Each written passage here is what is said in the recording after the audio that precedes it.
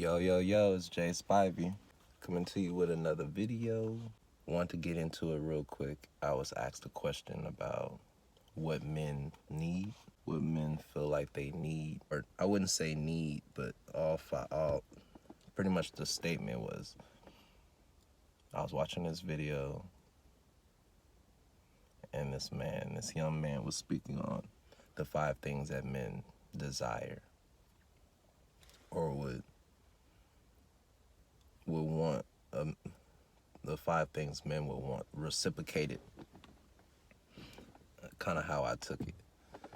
And the 5 that the young man had that she was speaking on is a safe place. Kind of vague. I don't know if they meant a safe place, like a place to call home, like her, like the energy, like a safe place, or an actual safe home. Number 2 is affirmations. A lot of these can be tied into the love languages. I'll go over those after I go over this list. Number 3 is sex. 4 is accountability. And 5 is support and appreciation. The list is kind of, that's what I'm saying, it's kind of vague, but most of these it can go into the love languages. So the love languages are words of affirmation, acts of service, receiving gifts, quality time, and physical touch. Right. Us as human beings, I feel like we kind of will say, oh, I'm this or I'm this, but we can kind of put them in order of importance and not eliminate one because there's only 5. So, makes it pretty easy. But for my list, I would definitely say words of affirmation. You know, I love kind words. You know, they keep man and woman's spirits high.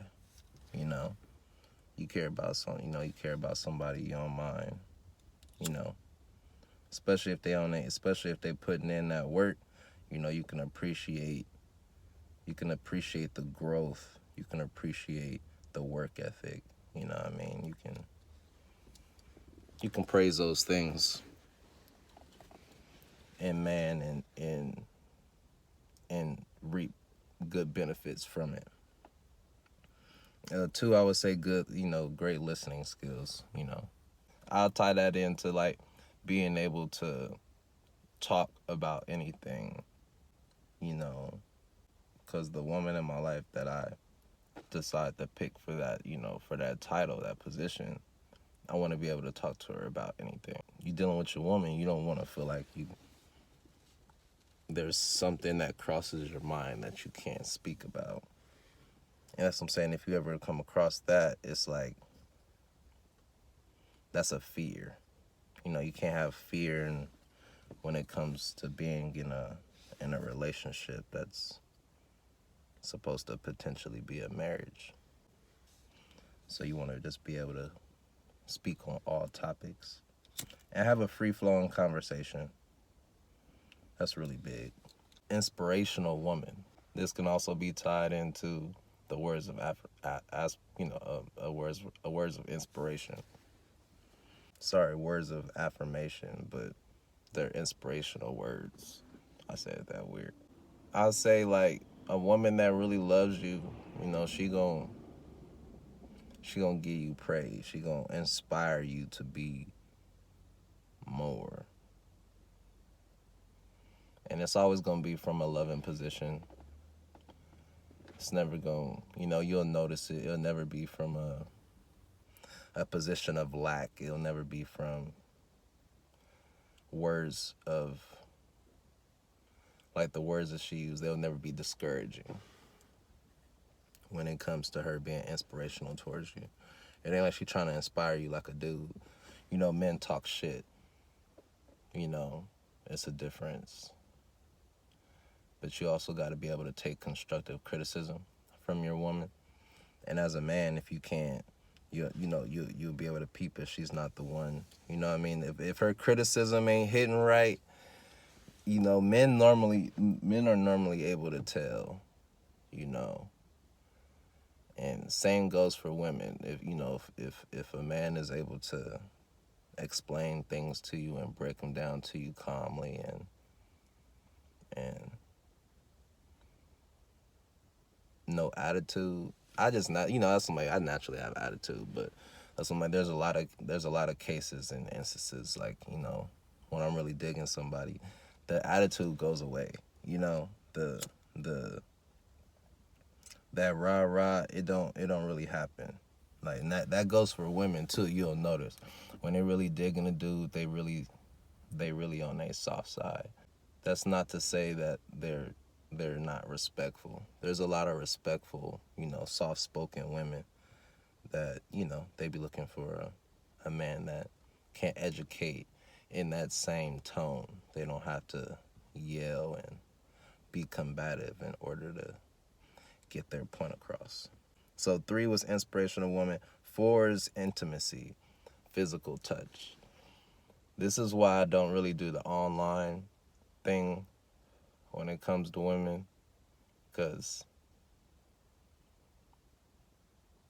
I like physical touch. It doesn't have to be sexual as far as like leading into anything, but it's just like the ability to kiss and touch on your woman and feel her curves and stuff like that. It's more about that. Feeling the energy, being able to be face to face, eye to eye.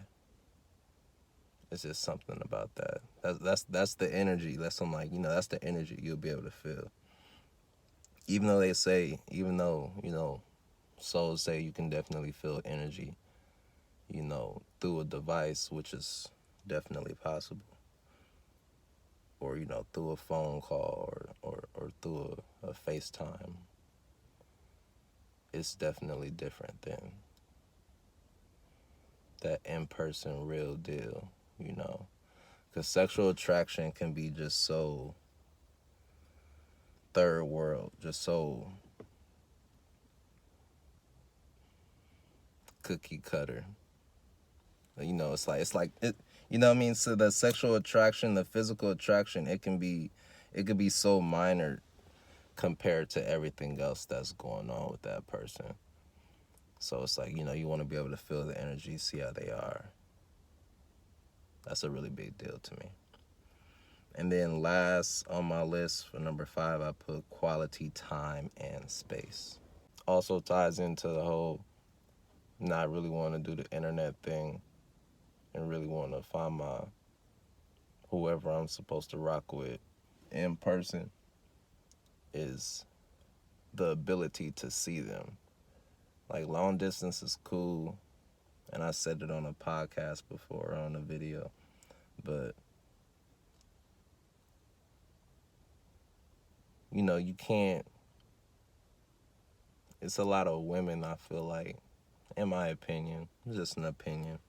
I don't sit too heavy on it, but that's because dudes are okay with doing it. But the whole online dating thing, it just really opened up people's worlds to be able to have the ability to reach people that this is where the whole catfishing idea came from, or where that whole thing transpired from. People being long distance and not knowing if they real or if they real, and if they really fuck with you.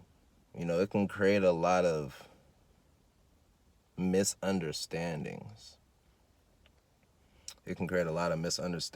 And when you step away from online, that's when it really gets serious. When you're able to see that person face to face, and it's like, oh, you just a funny guy online. You know what I mean? You just a funny guy online, but you're actually a really serious person. Or whatever the case is, however you see that person versus their online persona. You know what I mean? So it eliminates a lot of that, just being able to spend that physical quality time and being able to really get to know a person versus saying you know somebody for a couple years and you physically only seen them like once, and that's because you had to catch a flight or something. In the space, it's just because I know who I am. I don't need to see my chick every single day. You know, that's the quality of the time that we'll spend together, even if it's a couple days, even if it's, you know, sometimes it might end up being three times a week and one, you know what I mean? Maybe schedules get busy and it's like, okay, I can only see you one day this week. And I'll count that as really quality time. We can go do something, plan something out. Of course, you know, that's what I'm saying. I'm good at stuff like that.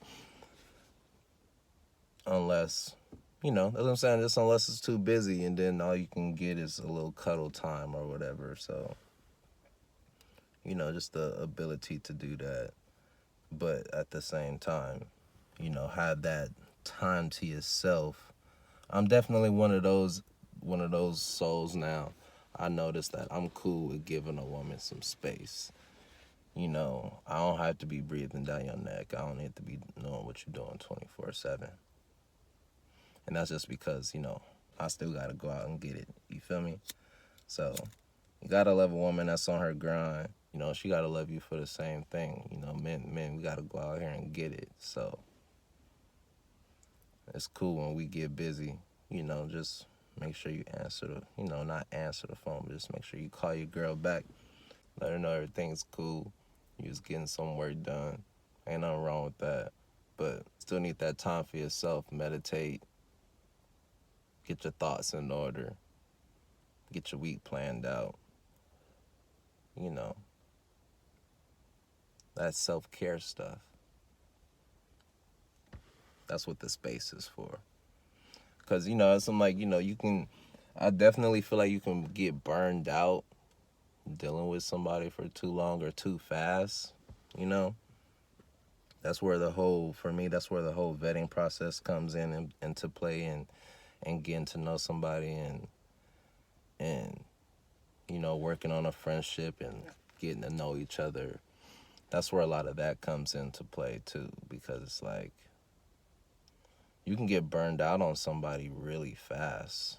You know, I noticed if you don't know how to take that, you know, take your time and manage it. And that's what I'm saying. You can really want to see somebody, but it's about pulling back and not wanting to overdo it, because you know you can't overdo it, you know. And it's just like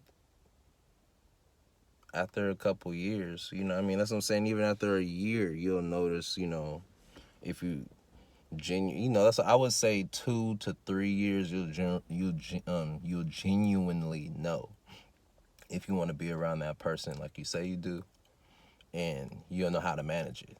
You know what I mean? Because you've been around them, and you've, you know, been able to control urges and those feelings of wanting to see them every day. And, you know, you was able to focus and still get work done and still keep your shit in order. Because, you know, it's about that. All right, now.